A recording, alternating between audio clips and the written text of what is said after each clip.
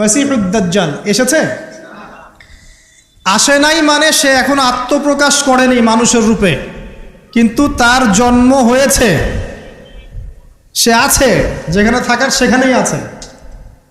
তার যেটা মিশন, সেই মিশন চলছে বিশ্বজুড়ে, এবং তার মিশনগুলো বাস্তবায়ন করছে এখন ইহুদিরা। কারণ ইহুদিদেরকে নিয়েই সে বিশ্ব শাসন করবে। সামনের সময় আরও ভয়ঙ্কর। যত দিন যাবে কিয়ামতের যে আলামতগুলো বাকি আছে সেগুলো আস্তে আস্তে চোখের সামনে দেখা যাবে। 10টা বড় বড় আলামত এখনো দেখা যাচ্ছে না, বাকি ছোট ছোট যত আলামত আছে তার 100টার মধ্যে 99টাই দেখা যাচ্ছে। কি কি দেখা যাচ্ছে কয়েকটা বলি। উঁচু উঁচু বিল্ডিং দেখা যায়, উঁচু উঁচু বিল্ডিংয়ের প্রতিযোগিতা দেখা যায়। সমাজের নিম্ন শ্রেণীর মানুষ, রাখাল শ্রেণীর মানুষ উঁচু উঁচু অট্টালিকা নির্মাণের প্রতিযোগিতা করছে দেখা যায়। সমাজের ম্যাক্সিমাম মানুষ এখন সুদ খাচ্ছে দেখা যাচ্ছে। ছেলেরা মেয়েদের পোশাক পরছে, মেয়েরা ছেলেদের পোশাক পরছে দেখা যায়। আচ্ছা, সমাজে মেয়েদের সংখ্যা বাড়ছে, ছেলেদের সংখ্যা কমছে দেখা যাচ্ছে। বেশি থেকে বেশি আল্লাহ পাকের গজব আসছে, আসমানি গজব, জমিনের বালা, বন্যা বলেন, ভূমিধস বলেন, ভূমিকম্প বলেন, জলোচ্ছ্বাস বলেন, দিন দিন বাড়ছে না কমছে? বাড়ছে। মুসলিমদের উপর অমুসলিমদের অত্যাচার বাড়ছে না কমছে? মুসলিম উম্মার বিভক্তি বাড়ছে না কমছে? বাড়ছে। মানুষ আলেম, বড় বড় ওলামায়ে কেরাম যারা আছে তাদের ইন্তেকাল বেশি হচ্ছে না কম হচ্ছে? ওলামায়ে কেরাম যারা বড় বড় আলেম ওলামা তারা আস্তে আস্তে চলে যাচ্ছেন না? মানুষ অনেক জাহেলকে আলেম মনে করছে না? হ্যাঁ, এমনও কিছু মানুষ মুসলিম সমাজে দিন প্রচার করছে যাদের ফ্রেঞ্চ কাট দাড়ি। আস্তে আস্তে আস্তে আস্তে দেখেন নাই, এমন অনেক মানুষ দিন প্রচার করছে ইসলামে, দাড়ি ফ্রেঞ্চ কাট, মাশাআল্লাহ। এবং সে বলছে যে দাড়ি টুপি পাগড়ির মধ্যে ইসলামকে সীমাবদ্ধ করে ফেলেছেন, এই জন্যে প্রতিবাদ স্বরূপ সে নিজে আর লম্বা দাড়ি রাখবে না। কি বুঝলেন? আপনারা দাড়ি টুপি এবং পাগড়ি জুব্বার মধ্যে ইসলামকে সীমাবদ্ধ করে ফেলেছেন, এই কারণে সে নিজে আর দাড়ি রাখবে না, ইসলাম প্রচার করে বেড়াচ্ছে। মানুষ ওদের পেছনে ছুটছেও।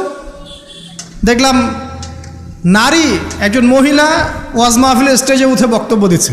তো এই যে সাইন যে আলেমদের মৃত্যু হবে, জাহেলদেরকে মানুষ আলেম মনে করবে, মেয়েদের সংখ্যা বাড়বে, ছেলেদের সংখ্যা কমবে, ছেলেরা মেয়েদের পোশাক পরবে, মেয়েরা ছেলেদের পোশাক পরবে, এগুলো দেখতে পাচ্ছেন না? দেখতে পাচ্ছেন। সময় সংক্ষিপ্ত হয়ে আসছে না? নবীজি বলেছেন একটা বছর চলে যাবে একটা কিসের মতো? মাসের মতো। মাস যাবে সপ্তাহের মতো, সপ্তাহ যাবে একটা দিনের মতো। সময়ের বরকত কমছে না? কমছে। হঠাৎ মৃত্যু বাড়ছে না মানুষের? হঠাৎ মৃত্যু যাচ্ছে, অ্যাক্সিডেন্ট, মরে গেল হঠাৎ।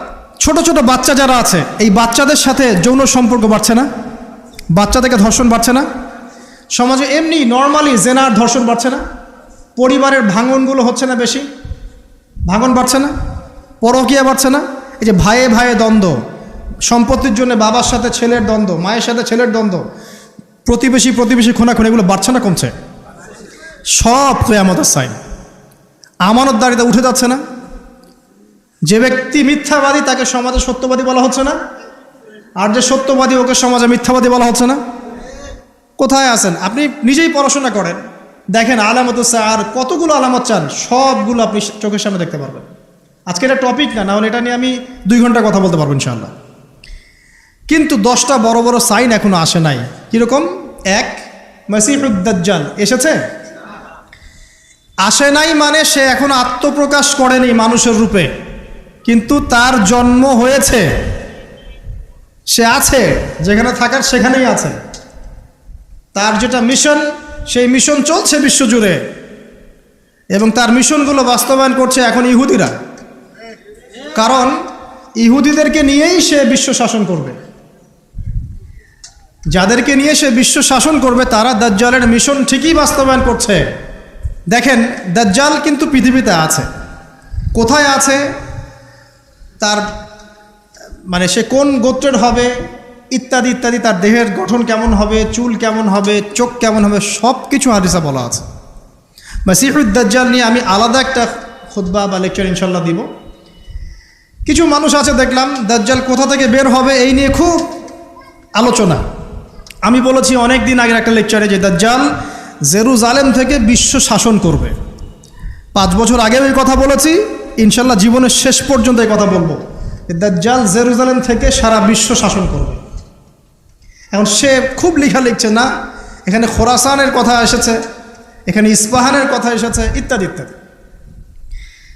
তো পণ্ডিত মশাইকে একটা কথা বলতে চাই, দাজ্জাল কোথা থেকে বের হবেন এই কথাটা আমি বেশি জানি, আপনি বেশি জানেন, না নবী মুহাম্মদ সাল্লাল্লাহু আলাইহি ওয়াসাল্লাম বেশি জানেন? বলেন, কে বেশি জানেন? আচ্ছা, দাজ্জাল মক্কা মদিনায় ঢুকতে পারবে? পারবে না। আচ্ছা, দাজ্জাল মক্কা মদিনায় ঢুকতে পারবে না। দাজ্জাল কোত্থেকে বের হবেন সেটা আমাদের নবীজি সবচেয়ে বেশি ভালো জানেন, এই তো।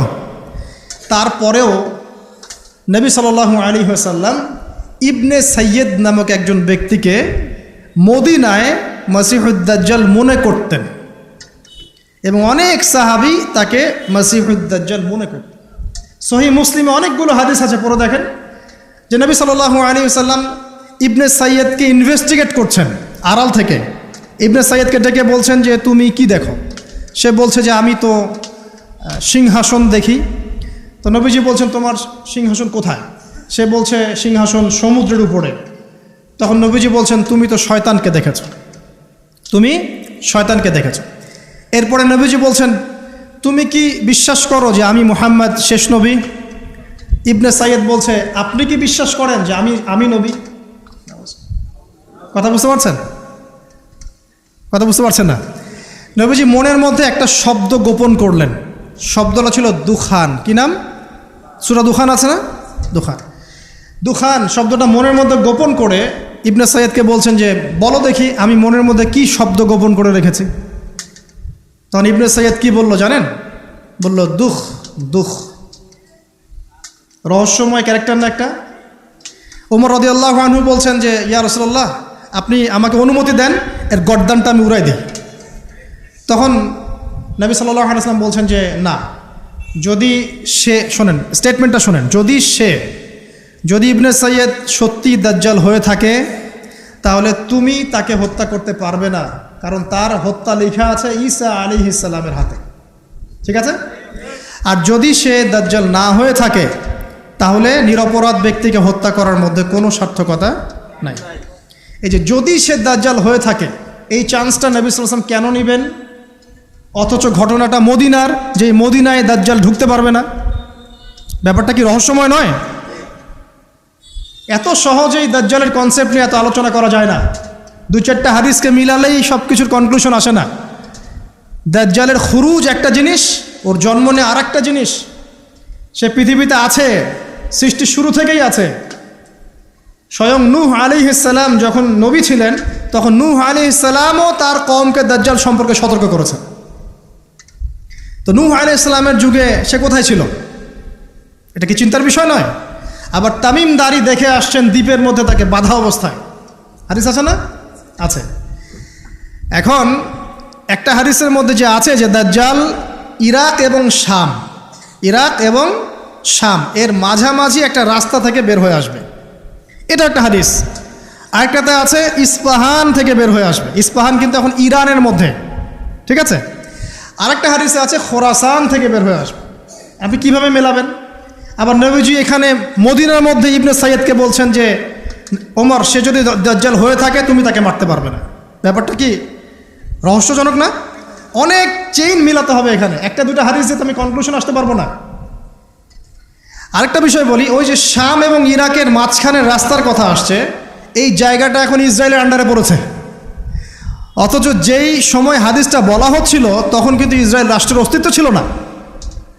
যখন দাজ্জাল সংক্রান্ত এই শাম ইরাকের হাদিস বলা হচ্ছে তখন ইসরায়েল রাষ্ট্রের জন্মও হয় নাই। এর জন্ম তো হয়েছে 1914 সালে, 17 সালে, 45 সালের দিকে এসে।